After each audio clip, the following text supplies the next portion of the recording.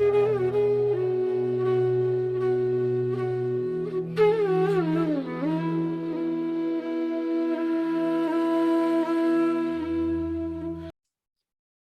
Radhe. Today, Sunday, February 20th, 2022, Mummy and I are here for our recap video of today's Bhagavad Gita study session. Radhe Radhe. And again, like the video we did last week, many of you might have wondered, there was one. And yes, as we said, it was purely because of a wrap up in terms of a quiz covering about 40% of chapter 4. So today's quiz covered the remaining 60%. So I'll go ahead and share my screen and we'll just talk about maybe one or two questions or terms that we thought are helpful to share. There's our cover slide, probably now the last time in the series, of course. So chapter 4, Jnana Karma Sannyas Yoga. And I'm going to talk about briefly question 4, which was to give a few examples of dualities of life. The answers we had were success and failure, victory and defeat, happiness and distress, fame and notoriety. And the reason for presenting this is, although it came up even earlier in chapter 2 itself and then chapter 3, is because this is what helps us stay grounded, remembering that life has these dualities, these opposite instances or circumstances.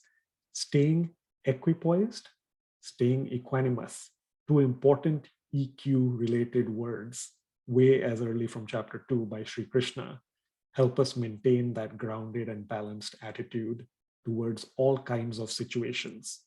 And as we keep seeing more and more, it happens through using our intellect, channeling it towards bhakti yoga, the path of devotion, performing work as a sacrifice, and everything done for the love and pleasure of God.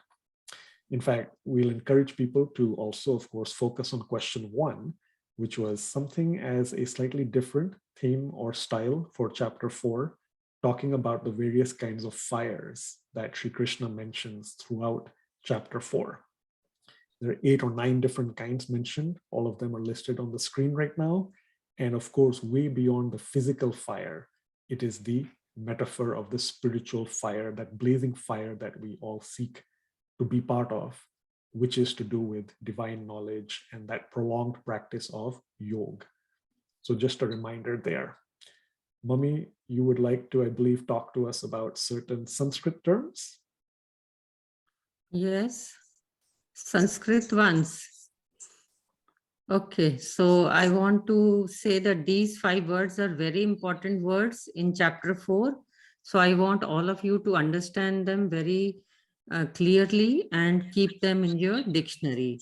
So first word is swadhyaya. Swadhyaya, here we have matched it with self-study. But in detail, it means that the self-study of scriptures, whereby we learn the real chanting and we really understand it. That is swadhyaya. Then juhvati. Juhvati means sacrifice or offer. Of course, all our work should be as a sacrifice to God or offering to God. Then dravya. Dravya means wealth. This is one kind of yagna we do, whereby we do service or seva with our wealth, dravya.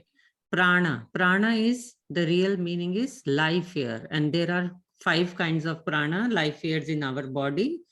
Apan, Vyan, Udan, Saman, and Pran. So Pran, Apan, Vyan, Udan, and Saman. These are the 5 life airs in our body, which regulate the different physiological processes in our body. And Nirashiha. Nirashiha, very important word, which means free from expectation. So this is what we have to learn and follow in our life, whereby we don't have expectations. Once we don't have expectations, then but natural, we don't get depressed, and then we are always happy and content.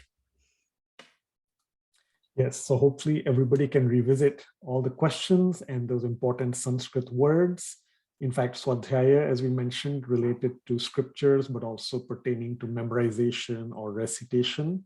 So we know that, in fact, Mummy's Bhagavad Gita recitation class, the next series, just launched 2 days ago as of this video. And that is now covering chapter 7. And on that note, in fact, our series for this Bhagavad Gita study sessions has ended today. So we shall actually be having the next series covering chapter 5 coming up in about a couple of weeks. So Sunday, March 13th, 2022 is when our Bhagavad Gita study sessions will launch as a new series for chapter 5.